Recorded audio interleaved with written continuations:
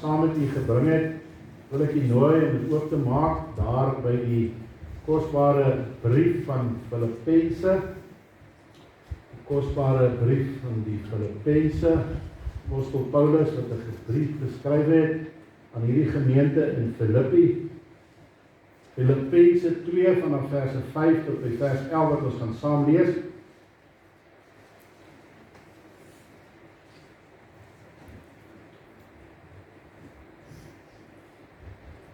Ons skriflesing is dan uit Filippense 2, daar vanaf verse 5. Luister en gee ag op die woorde, soos wat die apostel dit dan weergegee het ook vir die Christelike gemeente daar in Filippi. Hy begin verse 5 met hierdie woorde: want hierdie gesindheid moet in julle wees, wat ook in Christus Jesus was. Hy wat in die gestalte van God was, het dit geen roof geag om aan God gelyk te wees nie, maar het homself ontledig deur die gestalte van 'n diensknegt aan te neem en aan die mens gelyk geword. En in gedaante gevind as 'n mens, het hy homself verneder deur gehoorsaam te word aan die dood, of tot die dood toe, ja, die dood van die kruis.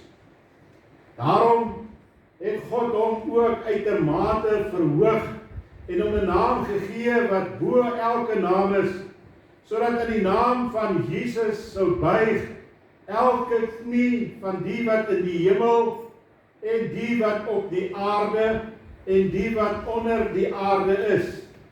En elke tong sou bely dat Jesus Christus die Here is, tot heerlikheid van God die Vader. Net tot sover uit die wonderlike en die onfeilbare woord van die Here. Jo vriende, Kersfees is nog vars in ons gedagtes. Ons het 3 dae gelede het ons Kersfees gevier, die geboorte van die Here Jesus Christus. En terwyl ek so besig was, het die Here hierdie gedeelte so op my hart kom lê, en het ek gedink aan Kersfees en wat die Here vir ons kom doen het, en ons het gekyk na Kersfees, 'n boodskap van hoop. En wil ek vanmôre dan uit hierdie gedeelte met die deel onder 'n tema, die krib in die skadu van die kruis. Die krib in die skadu van die kruis.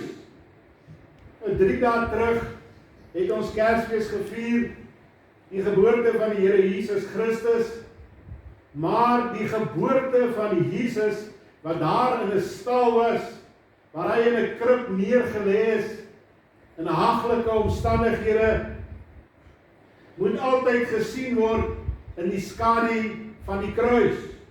Die kruis het van die geboorte van Jesus voor hom gestaan. Die boodskap van opoffering waar Jesus geen voordeel uitgekry het nie. Verse 6 en verse 7 sê, hy wat in die gestalte van God was, het dit geen roof geag om aan God gelyk te wees nie. Hierdie vers beteken hy wat in die gestalte van God was, het sy bestaan op goddelike wyse nie beskou as iets waaraan hy hom moes vasklem nie. Hy het geweet, daar wag 'n kruis, maar het homself ontledig deur die gestalte van 'n diensknegt aan te neem en aan die mense gelyk geword. Hierdie woord ontledig beteken om jou leeg te maak. Jou selfwees, jou menswees, jou begeertes, jou wil, alles wat jy wil hê, leeg te maak. En dit is wat God gedoen het. Deur Jesus Christus het hy homself leeg gemaak. Hy het hom ontroon as God, om aan die mens gelyk te word. En om aan die mens die sonde te kan kom betaal. Die krib was net die begin van hierdie wonderlike taak aan die Here Jesus Christus. Die kruis was die handeling met die sonde, dis die doel waarom hy gekom het. Nie net met die sonde nie, maar om te handel met die duiwel en te handel met duisternis. Maar die wonder van hierdie boodskap is dat dit eindig nie by die kruis nie, maar ook by die opstanding, waar die Here Jesus Christus verhuis het na die hemelse heerlikheid, waar hy weer die kroon van heerlikheid ontvang het as oorwinnaar. Hierdie boodskap vanaf die krib na die kruis, na die kroon, is die volle boodskap van Jesus Christus. Dis die volle boodskap van die evangelie. En daarom wil ek vanmôre onder die tema die krib in die skadu van die kruis met u oor hierdie 3 aspekte van die Here Jesus Christus dan ook gesels. Die krib in die skadu van die kruis. Ons wil eers kyk na die gedagte van die krib. Nou die apostel Paulus het in hierdie gedeelte, hierdie paar verse, dit baie goed saamgevat vir ons. Hy sê daar in Filippense 2 verse 6 en vers 7, hy wat in die gestalte van God was, het dit geen roof geag om aan God gelyk te wees nie, maar het homself ontledig, leeg gemaak, deur die gestalte van 'n diensknegt aan te neem en aan die mens gelyk te word. Hierdie vers vertel ons van die verhaal van Kersfees. Die Here Jesus Christus wat daar in 'n krib neergelê het. Hy wat die hemelse heerlikheid verlaat het, die troon van God verlaat het en gelyk geword het aan die skepsel, die skepping van God, die mens. Die Here Jesus Christus het homself verneder om aan die mens gelyk te word. Hy wat die mens gemaak het, moes mens geword het, sodat die mens verlos kan word van die sonde, die duisternis en die duiwel. Hy het nie as 'n aardse koning gekom en 'n rooi tapuit vir hom uitgerol was nie. Hy is nie in 'n paleis opgeneem na die geboorte nie. Maar hy is in haglike omstandighede in Bethlehem. Daar was nie eens plek gewees in enige van die gastehuise, die herberge nie. Toe in die stal, daar tussen die diere, tussen die hooi, tussen die stang, is hy geboorte gegee, en is hy binne in die krib neergelê. En so kom hy, en hy vereenselwig homself met die mens, deur sy geboorte, aan die armste mens op aarde, wanneer ons arm van gees is, soos wat God het vir ons wil leer, dat ons die boodskap van die krib reg verstaan. Maar Jesus het mens geword, sonder sonde. Latere jare sou hy uitgejou word as 'n man wat met sondaars meng. 'n wynsuiper, het hulle vir hom gesê, 'n egbreker en 'n tollenaar, 'n vriend van sondaars, het die kerkleiers Jesus Christus toegestou. Die Here Jesus Christus verlaat sy troon en hy kom woon onder die mens. Vers 7 sê, dat hy het homself ontledig, hy het homself leeg gemaak, sodat hy ook die gestalte van 'n diensknegt dan aangeneem het. Die krib staan in die skadu van die kruis. En dit is die tweede gedagte wat die apostel Paulus hier in die brief wil vir ons bring, die kruis. Hy gaan verder in verse 8, hy sê, en in die gedaante gevind as 'n mens, het hy homself verneder deur gehoorsaam te word tot die dood toe, ja, die dood van die kruis. Die Kersfeesverhaal is nie net 'n goddelike geboorte in 'n stal nie. Nie soos die wêreld dit vir ons wil uitbeeld nie. Maar dit was 'n vernederende inkom in hierdie wêreld in. Jesus se lewe, sy verhaal word verder ook vertel deur 'n spesifieke dood, die kruisdood wat vir hom gewag het. Toe hy daar in die krib gelê het, was die kruis al reeds daar. in die skadu wat die krib gelê het. Maria kyk na hierdie baba seentjie van haar. Sy sien hierdie ou klein mensie met hierdie sagte, mooi velletjie. Sy hoor die eerste geluide van hierdie babietjie. Sy sien hoe hy perfek daar in 'n krib lê. God die Vader kyk na hierdie kind Jesus daar in die krib. Hierdie selfde kind. Hy sien Immanuel, God met ons. 'n perfekte lam vir die versoening van die mens.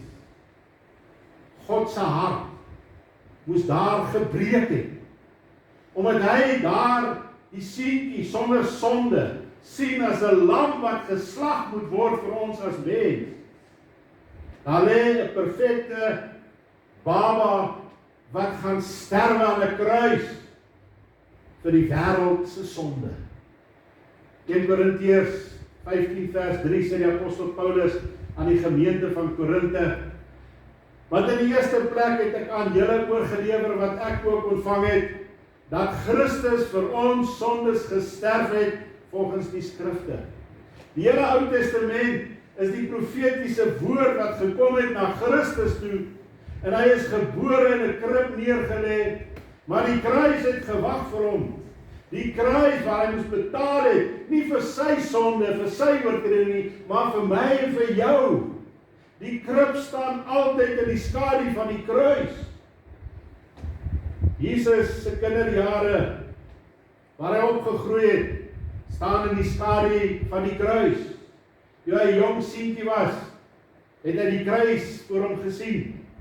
Die kruis was voor Jesus, toe hy daar in die tuin van Getsemane geworstel het in daardie nag, met dit wat vir hom wag.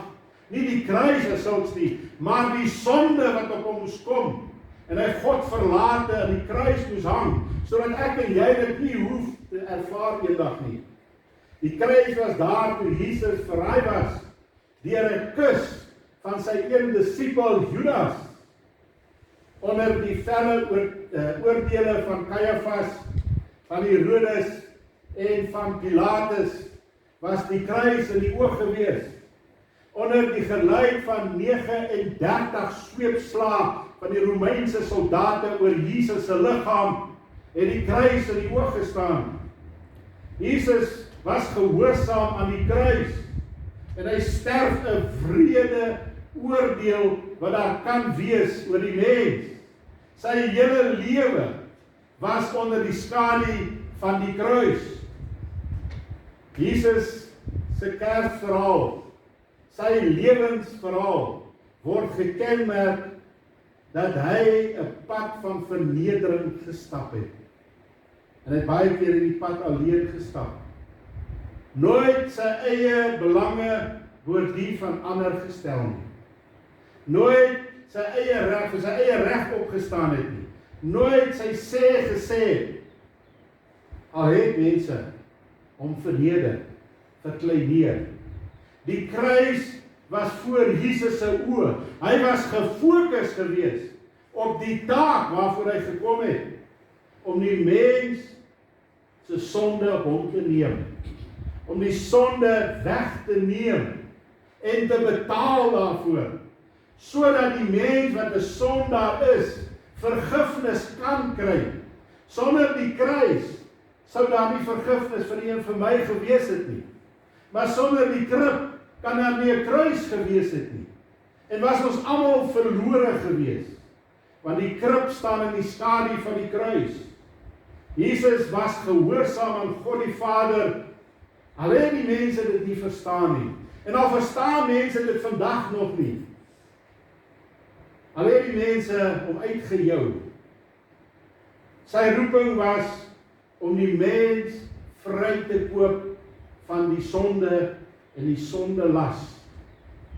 Sy mandaat was om dit wat die duiwel gesteel het by die sondeval wettiglik deur sy bloed terug te koop. Dit is die siel van die mens. En in die agtergrond was die Vader die heeltyd daar met 'n wakende oog. En ons sien daar in Matteus 6 vers 6 die B-gedeelte, en jou Vader wat in die verborgene sien, sal jou in die openbaar vergelde. Die Vader het toegekyk na sy Seun Jesus Christus, wat God is, wat mens geword het, maar sonder sonde, wat hierdie vernederende, wrede pad in die wêreld moes gestap het, tot by die kruis, en die sonde op hom gekom het, en God sy rug op hom gedraai het, was die Vader nog altyd daar, en het hy hom dopgehou, en was hy daar saam met sy Seun. En toe Jesus Christus deur die kruis is, deur die graf is, het God hom weer opgewek, en het die krib en die kruis verander in die kroon. En die Here Jesus Christus is verheerlik met die hoogste troon wat daar is. Hy ontvang weer sy posisie in die troonkamer van God. Paulus skryf daar in verse 9 en verse 10, daarom het God hom ook uitermate verhoog en hom 'n naam gegee wat bo elke naam is, sodat in die naam van Jesus in die naam van Jesus sou buig elke knie van die wat in die hemel en die wat op die aarde en die wat onder die aarde is, en elke tong sou bely dat Jesus Christus die Here is, tot heerlikheid van God die Vader. Jesus se lewe eindig nie met die kruis en die graf nie. Dit is nie die einde van hierdie verhaal van Jesus nie. God die Vader beloon die Here Jesus, en elke mens wat 'n knie het, en elkeen wat 'n tong het, sal dit bely in hierdie lewe. Maar as Jesus gekom het, gaan jy dit bely, al gaan jy in die verderf wees. God die Vader beloon Jesus. Elke knie en elke tong wat bely, nou ontvang die heerlike kroon. Elke mens sal eendag dit erken. Filippense 2 vers 10 sê, sodat in die naam van Jesus, die oorspronklike taal sê, hierso, niemand anders dan in die naam van Jesus, sou buig elke knie, wat Jesus nou verwerp. Elkeen sal buig, van die wat in die hemel, die wat nou op die aarde is, en die wat al onder die aarde is. Elke mens. Liewe vriende, buig nou, bely nou, aanvaar Jesus nou as jou verlosser. Dit gaan swaar wees, as die tyd uitgeloop het. Die krib en die kruis en die kroon, is die pad, wat daar vir die mens hier op aarde wag. Dit is die wil van God vir ons lewens. 'n paar verse wat ek graag in die middel wil laat. Daar is vers 5, ekskuus tog. Want elke gesin, wat hier, ekskuus tog, dat ek net gou by hierdie ene uitkom, ek het dit net so 'n bietjie gemis. Hierdie boodskap van Jesus se krib en die kruis en die kroon, het op ons betrekking. Dis nie net vir Jesus gewees nie. Want Paulus het begin met hierdie vers, want hierdie gesindheid moet in julle wees, wat ook in Christus was. Hy is die voorbeeld. Nou is hy die verlosser en saligmaker. Sy gesindheid moet in ons wees. Daar staan in Matteus 18 verse 4, elkeen dan wat homself verneder, wat homself leeg maak, soos hierdie kindjie, hy is die grootste in die koninkryk van die hemel. Hoe kry ons toegang tot die koninkryk van die hemel? Nee, moet ons onsself verheerlik hier op aarde nie. Nee, ons moet ons leeg maak. Ons moet ons ontledig, sê die woord. Matteus 23 vers 11 en 12, maar die grootste van julle moet jul dienaar wees. Diensbaarheid, dis waarvoor Jesus gekom het. Hy het hom verder verneder en gelyk gemaak aan 'n diensknegt, aan 'n slaaf. Vers 12, wie homself verhoog, sal verneder word. As ek myself wil volmaak, my wil, my begeertes, wat ek wil, die Here sal ons leegmaak. Wie homself leegmaak, sal verhoog word. Gaan verder in Jakobus 4 vers 10. Verneder julle voor die Here en hy sal julle verhoog. 1 Petrus 5 vers 6. Verneder julle dan onder die kragtige hand van God, sodat hy julle kan verhoog op die regte tyd. Hy sal ons verhoog. As ons die pad van die kruis, of die krib in die kruis gestap het, tot daar waar hy ons wil verheerlik. Alle mense soek die kroon. Hulle soek die beloning, die verhooging, die erkenning. Ek is reg. Jesus se boodskap leer ons dat die kroon vooraf gegaan is deur 'n krib en 'n kruis. 'n Krib waar ons onsself moet leegmaak van onsself. 'n Kruis waar ons in onsself moet sterwe, sodat hy ons kan volmaak en hy ons kan verheerlik. Dit beteken dat jy jou wil ondergeskik aan God se wil moet plaas. Om van jou eie gedagtes, jou mensgemaakte troon af te klim en onder mense in te kom, gelyk te word aan mense, aan 'n diensknegt, soos Jesus Christus. En dan om verder gehoorsaam te wees deur absoluut te sterwe en die ou mens dood te maak. Dis die pad na die kroon. Daar is nie 'n ander pad na die kroon nie. Lukas 9 vers 23 en 24 en hy sê vir almal, as iemand agter my aan wil kom, moet hy homself verloon. Jy moet jouself leegmaak. Jy moet jou kruis elke dag opneem. Elke dag moet daar 'n sterwe wees in jouself. Want elkeen wat sy lewe wil red, sal dit verloor. Maar elkeen wat sy lewe om my en wil verloor, hy sal dit red. Hierdie gedagte wat ek hier gekry het, is daar in die offers aan die Here, die brandoffer, waar 'n jong bul of 'n jong rammetjie gebring moet word om geoffer te word vir die Here. Daardie jong bul en rammetjie wat sy eie wil het, wat wil stamp en stoot met sy kop van hom. Ek dink die beesboere sal dit verstaan en die skaapboere sal dit baie goed verstaan. Daardie jong bulletjies doen net wat hy wil. Ek het al gesien as hulle na die drukgange gaan en hulle moet gespuit of gedoseer word. Ek hulle stamp en stoot daarso, hy wil uitkom daarso. Dis daardie bul in ons, daardie eie wil, my begeertes wat moet sterf, sê die Here. Daardie Jood met sy hand op daardie kop van daardie dier gesit het, dan is sy keel afgesny en dan het hy gevoel hoe hy gesterwe vir hom. Dis die offer aan die Here. Ons moet ons hande op die Here Jesus Christus sit. Daar aan die kruis waar hy gesterwe het vir jou en vir my. En so moet ons in onsself ook op daardie punt kom van die kruis waar ons sterwe. En dan kom die kroon. Nie 'n menslike kroon nie, nie 'n doringkroon wat mense vir ons gee nie. Nee, liewe vriende, 'n kroon wat God vir ons gee. Die seëninge van sy genade. Ons kan nie die seëninge soek en net altyd die lekker van die lewe soek by die Here nie. Maar ons kom nie by 'n krib en 'n kruis uit nie. Daar kan nie 'n goddelike kroon vir u gegee word nie. Daar kan nie goddelike seëning wees nie. Daar kan nie goddelike genade wees nie. Want ek staan op my eie en ek verwag God moet gee. Daar is soms 'n toets van nederigheid wanneer ons kyk na die krib. En ons kyk na 'n nederige babietjie.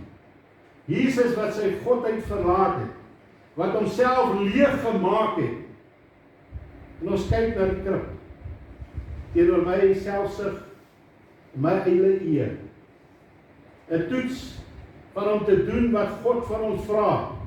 Al beteken dit, ons stap die pad van die kruis. En dit is soms alleen. Dit is waar geestelike groei plaasvind.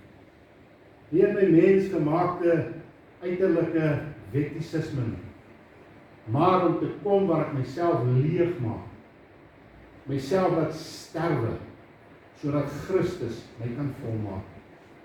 Van die krib na die kroon was daar 'n kruis. Jesus het hierdie pad volëindig. Hy het hierdie pad geloop. Sonder die kruis kan daar nie 'n kroon wees nie. En die uitdaging vanmôre vir een vir my, om te begin by 'n nederige krib, waar ons onsself leeg maak voor die Here, sodat ons by die kruis kan kom, waar ons onsself in sterwe, sodat Christus ons kan kroon met sy heerlikheid, met sy genade, met sy voorsiening, nie wat ek self probeer bewerk nie. Geliefdes, mag die Here vir u kom seën ook in hierdie dag met hierdie gedagte. Mag die Here die laaste paar dae ook in hierdie jaar deurdra. En mag u dan ook die heerlikheid van God so ervaar. Ek bid die Here se seën ook vir u toe. Amen. Here, baie dankie vir hierdie kosbare woord vanmôre. Dankie vir die krib, die kruis, maar die kroon. En laat ons kan sien hoe die krib en die skadu van die kruis was. En dan die beloning ook daarna. Here, vanmôre sit ons dalk hier in my hart en ek is nie daar die sekerheid dat ek al by die krib of die kruis was nie. En ek wil bid, Here, wil u nie vir ons kom help nie. Vir elkeen wat vanmôre nie daai sekerheid het nie. Want Here, as ons nie nou ons knie gaan buig en met ons tonge bely nie, gaan dit eendag voor die wit troon van God wees, waar dit te laat gaan wees. En u gaan sê, ek ken jou nie. Gaan weg van my in die verderf. Here, die genade deur staan vanmôre nog oop en ons bid dat u genade vanmôre in 'n hart sal intref. Ek loof en prys u wonderlike naam. Amen.